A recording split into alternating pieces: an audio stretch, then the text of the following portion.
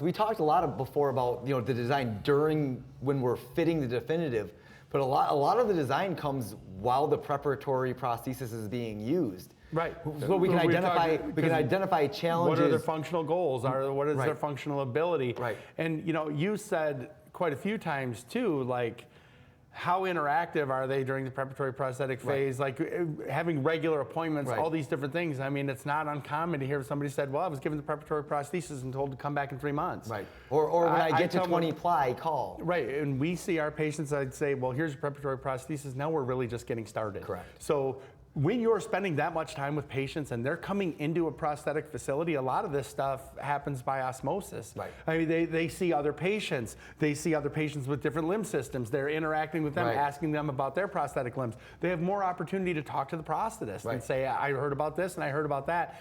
If you're on an island where if you're not coming into a prosthetic facility, most likely you're not interacting with a lot of other amputees. Right.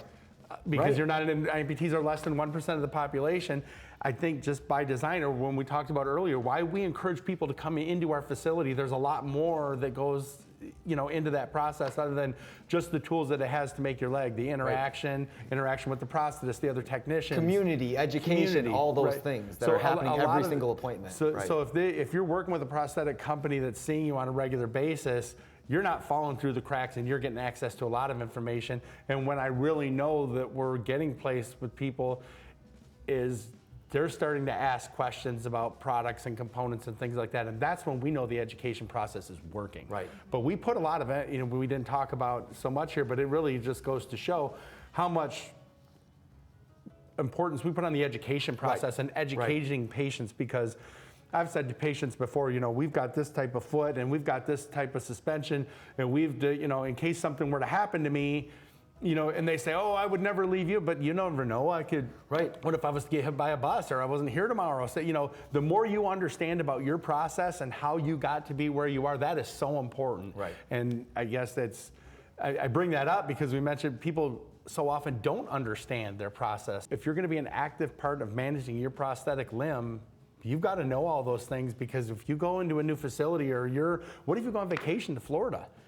You say, no, this is what I need. This is how I got here. The more you understand about the design of your prosthesis and how you ended up with what you have, it's just going to help you manage your prosthetic care in any situation.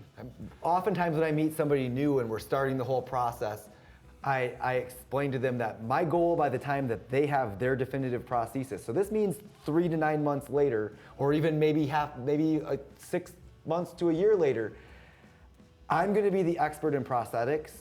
I want the person that I'm working with to be the expert with their prosthesis. Yes. The more that you can understand about why you have the foot component that you have, why you have the suspension system that you have, why every part of the design has been chosen, will help you to identify when things are working right and when things aren't.